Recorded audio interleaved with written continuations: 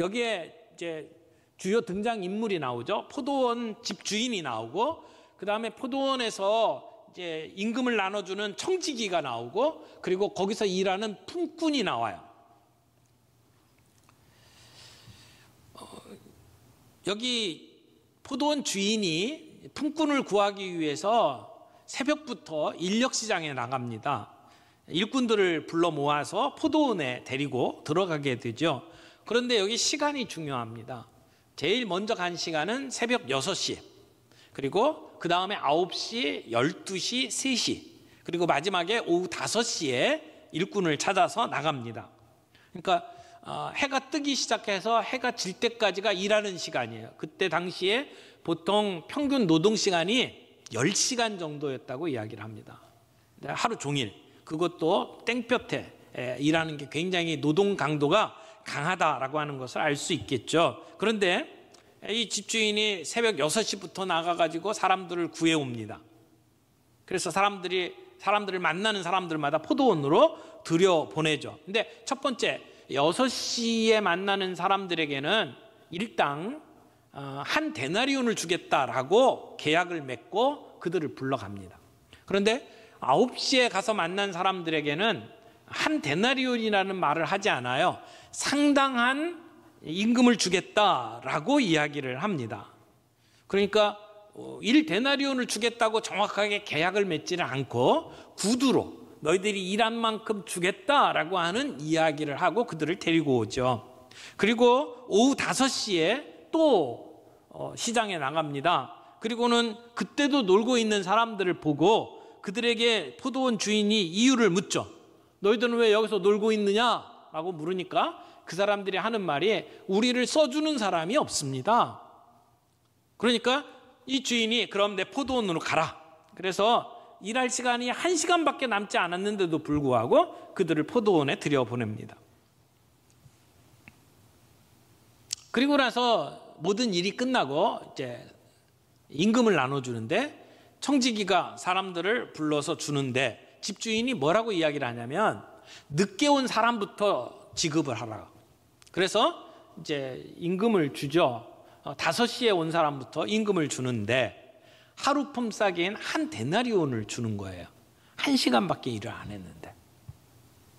그리고 그 다음에 3시간 일한 사람이 와서 또 임금을 받습니다. 그들에게도 한 데나리온을 줍니다. 근데 이렇게 앞에서 1시간, 3시간밖에 안 된 사람들이 하루의 품삯을 받는 모습을 보고 아침부터 일찍 와서 일한 사람들의 마음속에 우리는 그러면 얼마를 받을까?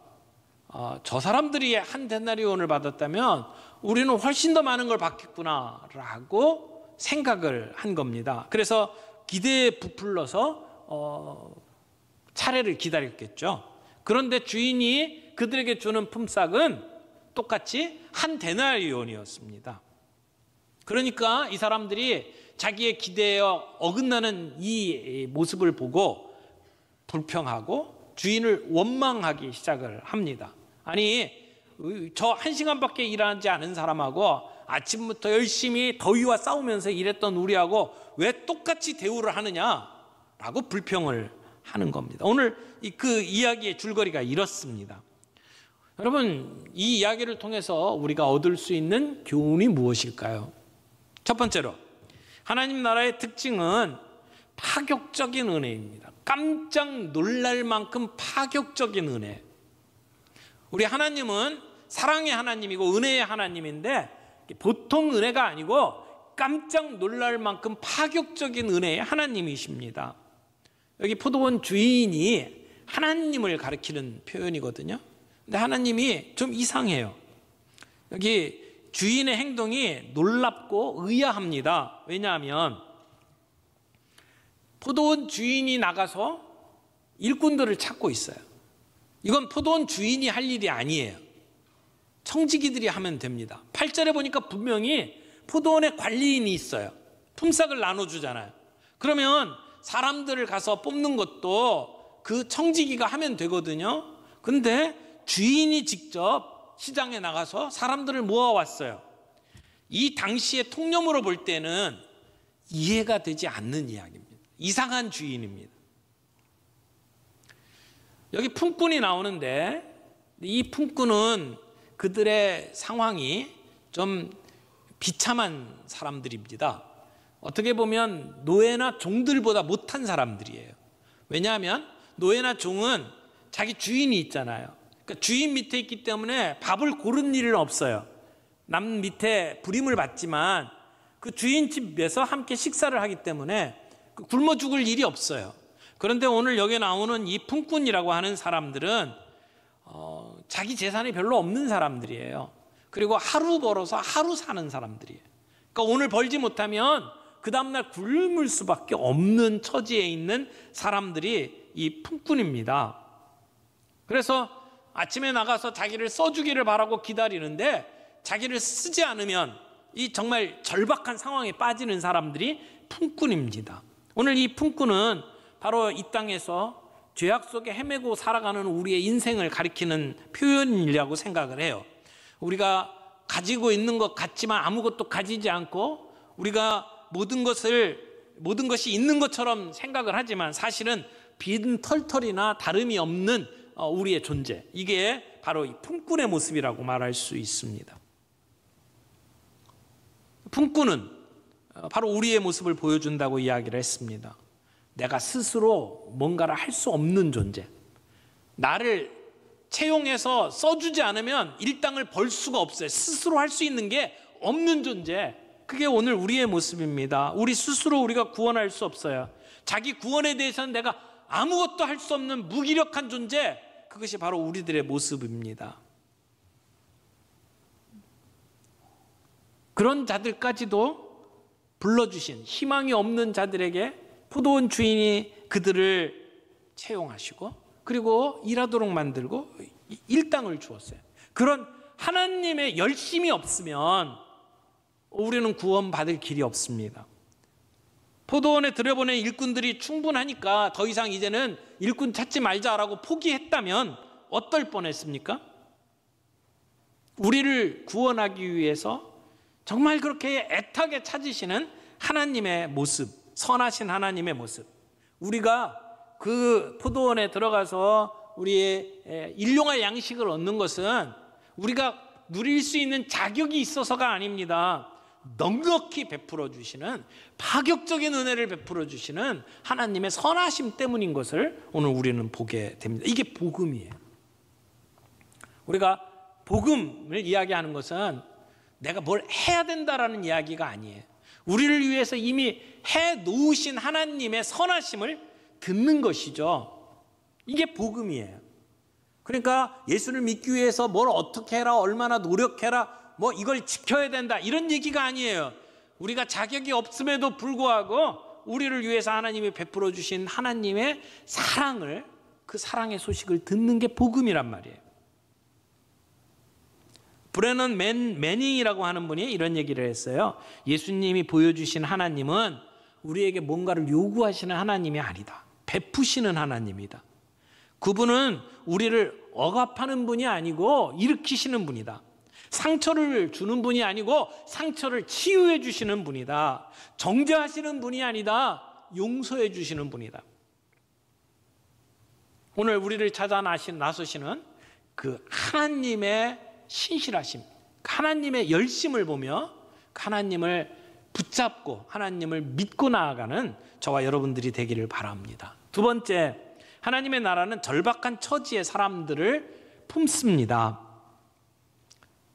여러분, 이 품꾼들이 하루 벌어서 하루 먹고 사는 사람이라고 이야기를 했잖아요. 일이 없으면 굶어야 되는 사람입니다. 그런 사람들에게 지금 일당을 줍니다.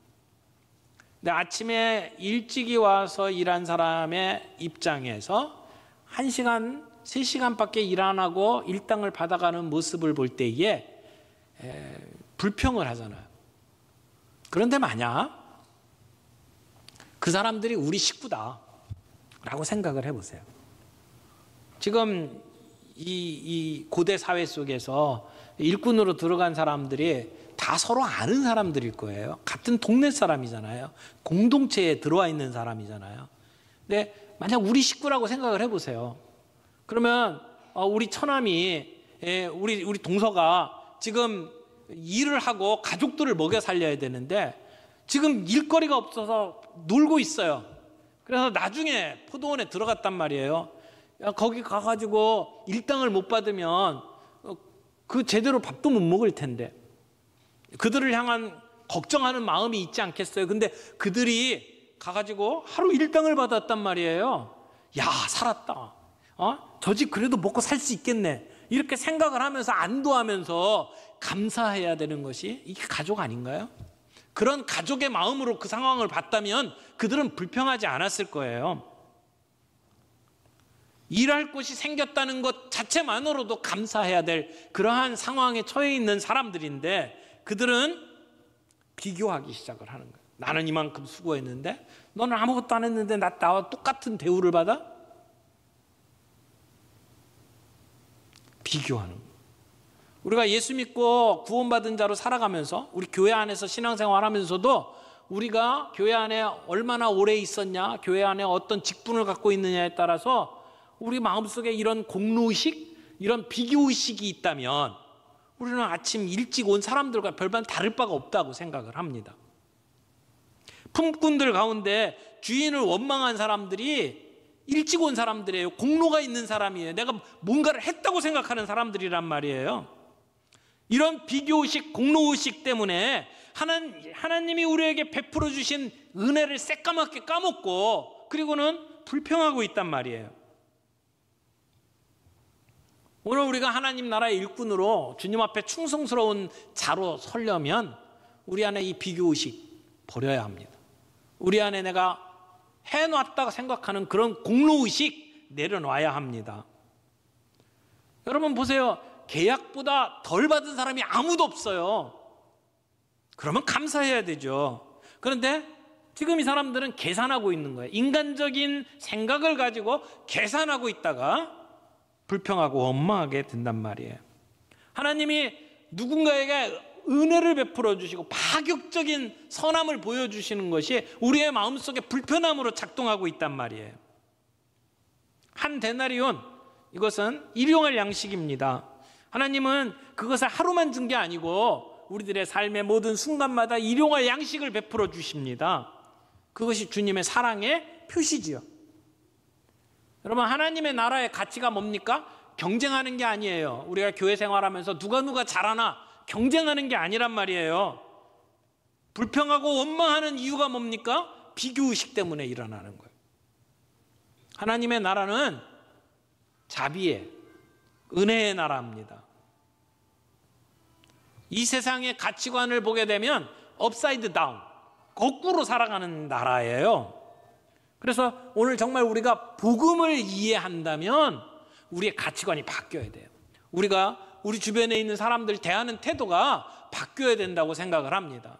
비교하고 내가 너보다 더 낫다고 생각하는 그런 생각들을 내려놓을 때 하나님 나라의 가치가 우리들에게 보여지기 시작을 합니다.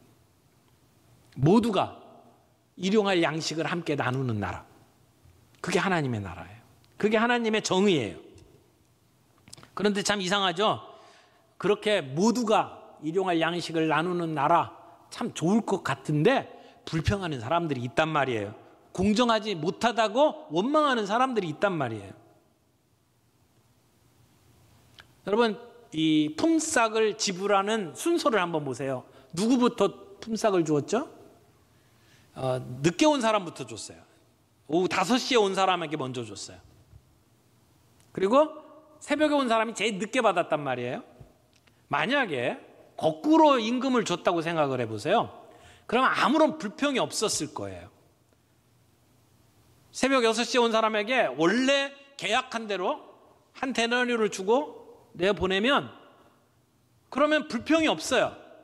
그 다음에 9시에 온 사람에게 주고 내보내요. 그리고 5시에 온 사람이 한 데나리온을 받았다. 그러면 와, 대박이다. 그랬을 거 아니에요. 정말 감사가 넘쳤을 거 아니에요. 그리고 불평, 불만, 원망 없었을 거예요. 그런데 지금 주인은 거꾸로 순서를 만들었어요. 의도적으로. 맨 나중에 온 사람에게 먼저 임금을 지불하도록 만들었어요. 왜? 주인은 이렇게 순서를 바꿔갖고 원망을 자초했을까요? 어떤 의도가 있었을 거라고 생각하세요? 지금 이 주인이 굉장히 이상한 주인이라고 말씀을 드렸어요. 직접 나가가지고 사람들을 불러오는 주인. 그런데요, 이 주인은 오늘 일하지 않고 오늘 벌질 못하면 정말 절박한 처지에 놓여 있는 사람들을 불쌍히 여기는 마음이 있던 주인이란 말이에요. 그 주인의 성품으로 봐서 지금 순서를 바꿔가지고 임금을 지불하는 것은 분명히 의도가 있었다고 생각합니다. 뭘까요? 1시간밖에 일하지 않았는데도 불구하고 하루 일당을 받는 모습을 나머지 사람들이 지켜보게 만드는 거예요. 절박한 처지에 있던 사람들이 은혜받고 누리는 모습을 지켜보도록 만든 것이죠. 이게 하나님 나라 백성에게 요구하는 하나님의 마음이다, 이렇게 말할 수 있습니다. 그래서 오늘 우리가 이 세상을 살면서 절박한 처지에 있는 사람들을 바라보며 하나님이 그들에게 베풀어 주시는 그 은혜를 우리가 지켜보고 우리에게도 동일한 마음을 가지도록 만드시는 하나님의 그 요구 앞에 우리들이 설 필요가 있다라는 것입니다. 오늘 우리는 코로나로 인해서 더 심한 양극화 현상을 보고 있어요. 잘 사는 사람들은 더 잘 살게 됐어요. 어려운 사람들은 더 어렵죠. 코로나로 인해서 노동자 계급이 4단계로 나뉘었다고 이야기를 하더라고요. 전문가, 나름대로 컴퓨터를 가지고 집에서 일을 해도 괜찮은 사람들, 이 사람들은 월급도 깎이지 않았고 그대로 자기 삶을 유지할 수 있어요. 근데 또 다른 그룹의 사람이 있어요. 사회 필수 요원, 의사, 간호사, 경찰, 이런 분들은 어쨌든 사회가 돌아가야 되니까 나가서 일을 해야 돼요. 그런데 코로나로 상당히 타격을 입을 수 있는 위치에 놓여 있는 거죠. 그런가 하면 코로나 때문에 직장을 쉬어야 된다든지 실직을 하다든지 경제적으로 어려움을 겪는 분들도 있어요. 또 다른 그룹이죠. 그런가 하면 아예 사회에서 잊혀진 사람들도 있습니다. 이런 사회 속에서 오늘 우리들이 살아가고 있어요. 그래서 어려운 사람들은 더 심한 어려움에 빠지게 돼 있죠. 우리가 그것을 양극화라고 표현을 합니다. 오늘 우리 교회는, 우리 성도들은 이런 상황 속에서 하나님 나라의 가치관을 가지고 하나님 나라의 백성으로 어떻게 살아야 할까요? 5시, 그 5시에 들어온 사람도 하나님이 베풀어 주시는 그 은혜를 본다면 우리가 그것을 보고 불평하고 원망할 것이 아니라 우리가 그들을 품는 그러한 하나님 나라 백성으로 살아가야 되지 않겠느냐라고 하는 말씀입니다.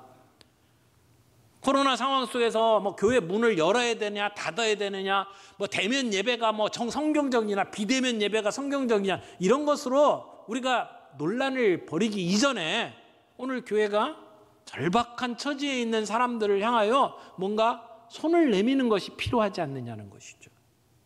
그들을 위해서 돕는 우리의 모습들이 필요하다는 겁니다. 그런 모습에서 오늘 우리는 상당히 많이 실패했다고 생각을 해요. 우리의 마음속에 세상이 가지고 있는 가치관이 우리를 너무 많이 지배하고 있어서 하나님의 나라의 가치관을 놓치고 있지는 않은지 우리가 좀 생각해 볼 필요가 있다라고 하는 것입니다.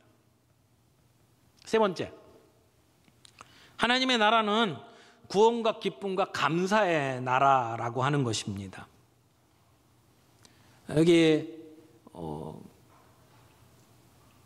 5시에 들어와서 하루 일당을 받은 사람의 마음가짐, 저는 이게 하나님 나라 백성의 마음가짐이어야 된다고 생각을 합니다. 내가 받은 것들이 정말 분에 넘치는 것이고, 그래서 감사해서 하나님 앞에 늘 충성스럽게 일하는, 한 시간밖에 일할 시간이 주어지지 않았다, 얼마나 열심히 일했겠어요. 그런 마음의 자세를 가지고 살아가는 것이 오늘 하나님 백성의 모습이어야 된다라고 생각을 합니다. 그러면 우리가 하나님 앞에 감사해야 될 조건이 여러 가지 있겠지만, 우리가 추수감사주의를 맞이해서 1년 동안 하나님이 내게 베풀어 주신 은혜들을 하나하나 꼽으면서 감사할 일들이 많이 있겠지만, 그러나 무엇보다도 감사해야 될 일이 뭘까요? 나를 써주신 하나님, 나를 구원하신 하나님, 나로 포도원 일꾼으로 불러주신 하나님, 그 구원의 기쁨과 감사로 하나님 앞에 나아가는 것이 가장 중요한 감사의 제목이 아니겠느냐라고 하는 것입니다. 오늘 우리들의 마음속에 정말 구원받음으로 인해서 하나님 나라 백성으로 살아가는 것으로 인해서 감사가 있습니까?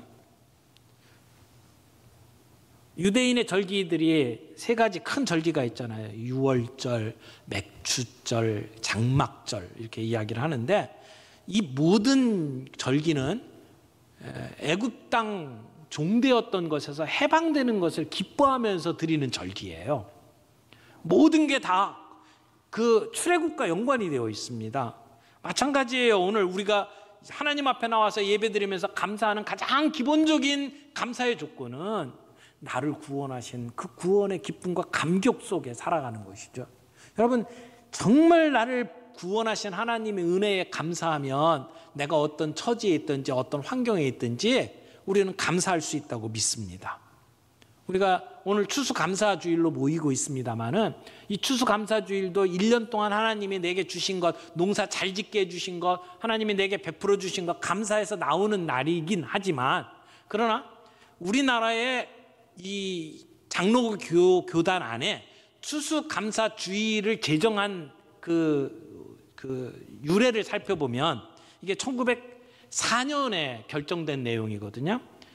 조선 예수교 장로회 합동공의회라고 하는 총회에서 결정을 하게 되는데, 그때 회의록을 보게 되면 우리나라 최초의 교회가 소래교회라고 그래요. 소래교회 담임 목사님이 서상륜 목사님인데, 서상륜 목사님의 동생인 서경조 장로님이라는 분이 총회에서 제안을 합니다. 그때 뭐라고 제안을 했냐면 이렇게 제안을 했어요. 한국에 복음이 전파되어서 많은 교회가 설립되었고 많은 동포들이 이 교회를 통해서 구원받게 된 것을 감사하면서 매년 한 차례씩 감사주의를 지키자.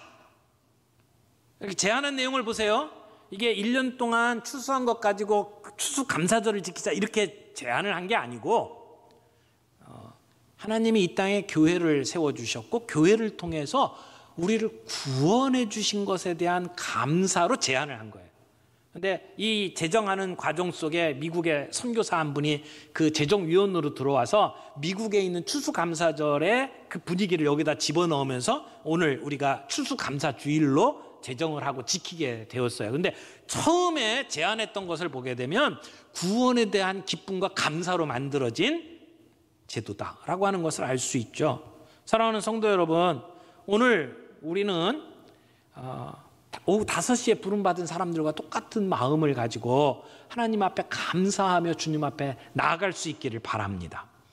이제 막 예수 믿은 것처럼, 이제 처음 십자가를 본 것처럼, 처음 예수님의 사랑을 맛본 사람처럼 어린아이와 같은 순수한 마음을 가지고 하나님 앞에 감사하며 나아가는 그런 감사절이 되었으면 좋겠어요.